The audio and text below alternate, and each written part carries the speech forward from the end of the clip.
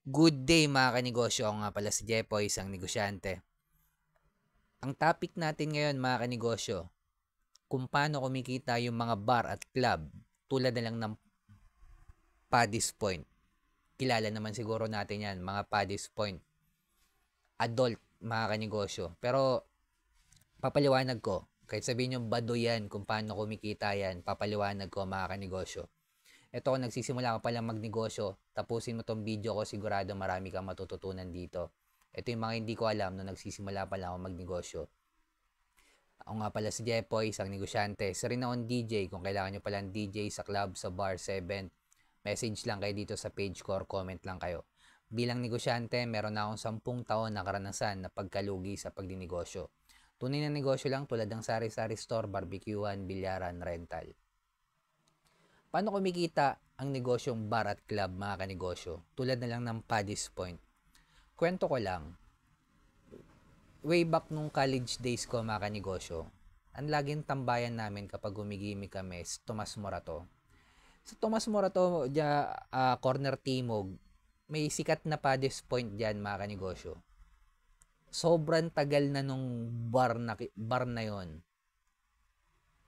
Siguro once lang ako nakapunta doon, pero hindi talaga kami, natry ko na rin. Kahit sabihin mong, baduy dyan. Pero, mga kanegosyo, ang dami ng sikat na bar at club na nagsara. Pero bakit ang Paddy's Point, hanggang ngayon namamayagpag pa rin. Mga kanegosyo, yung negosyo nila, in-applyan kasi nila ng franchising business model. Kaya nga nagtataka ako sa mga silo. Ang tagal nang kumikita, ilang taon nang kumikita yan, hindi pa nila pinapa-franchise yung negosyo nila hanggang ngayon. Mga kanegosyo, proven naman na kumikita yung silo. So, automatic yung magpa-franchise niyan, kikita at kikita rin. Dahil sa brand na nagawa nung silo na at The Palace na brand. Ang Paddy's Point, mga kanegosyo, kaya ngayon, hanggang ngayon, namamayagpag pa rin. Dahil sa franchising business model. Yung may-ari ng Paddy's Point, mga kanegosyo, hindi na kumikita sa pagtitinda per se ng mga drinks, ng alak, ng VIP, bayad sa entrance fee, hindi na sila kumikita dyan, mga kanegosyo. Kumikita na yung may-ari ng Paddy's Point sa franchising fee ng magpa-franchise ng negosyo nila.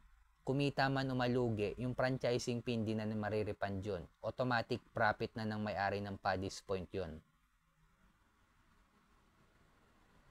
Ganon kumikita ang Paddy's Point, mga kanegosyo, through franchising. Siyempre, ang pinakatrabaho pa rin ng may-ari ng Paddy's Point, yung marketing niyan, tsaka branding. Pero mga kanegosyo, 2025 na. Anong taon pa ako nag-college, hanggang ngayon may Paddy's Point pa rin. Ang dami ng club tsaka na bar na mas maganda pa sa Paddy's. As in.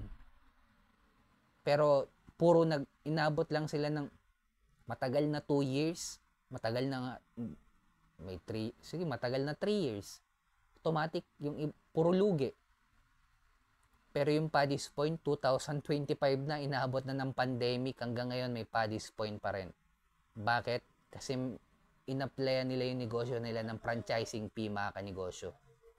Doon sila tunay na kumikita. Or yung may-ari ng Paddy's Point. At kung ako may pera, mga kanegosyo, at bilang DJ na rin sa club at bar, hindi ako magninegosyo ng bar at club kung hindi ganun kalalim yung bulsa ko. Ang ininegosyo ko, yelo.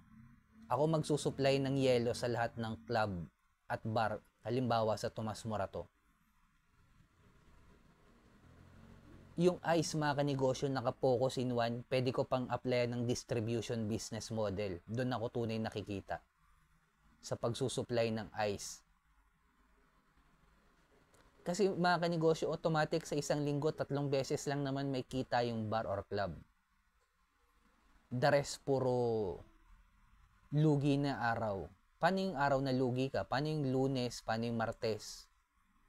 May customer, may tao kang pinapasahod niyan. may renta kang binabayaran every month. Sobrang mahal pa ng renta, mga kanegosyo.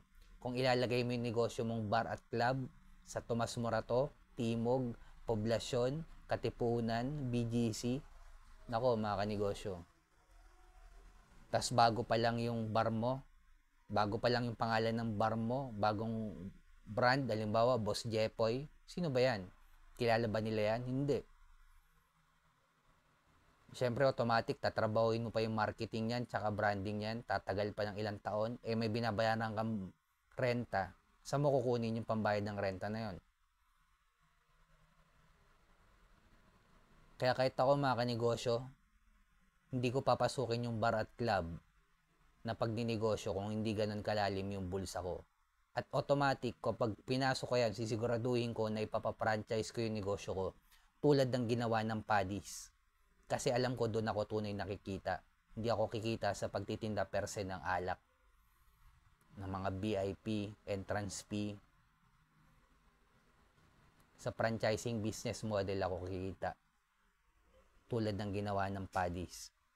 Kaya kung umabot ka sa dulo na video na to, focus in one, i-scale up yung negosyo natin tulad ng ginawa ng Paddy's Point, in-apply ng franchising business model. Nagtataka pa rin ako sa silo ngayon, mga kanegosyo. Ba't hindi nila pinapa-franchise yung negosyo nila? Ka-franchise naman na. Kasi sobrang ilang taon na silang namamayagpag. Pero hanggang ngayon, hindi pa nila pinapa-franchise yung negosyo nila. Doon sila tunay nakikita. Anyway, hanapin yung community ng mayaman. Kapansin nyo naman, BGC area, puntahan na may mga perang tao. Katipunan area, nandyan ng Ateneo, Miriam, UP. Tomas Morato, puntahan din ng may mga perang may tao. Poblasyon, puntahan din ng mga foreigner, may perang tao. Panghuli, kailangan na natin gumawa ng original content bilang negosyante, kasama na sa trabaho natin to. At kung umabot ka sa dulo na video na to, comment ka lang. Gusto ko malaman tumatapos, Paddy's Point. Heart mo na rin to, subscribe ka na rin sa akin. At bilang negosyante, kung dumadanas tayo ng pagsubok or struggle, huwag natin kalimutan mag-pray kahit anong religion natin. Ingat tayong lahat.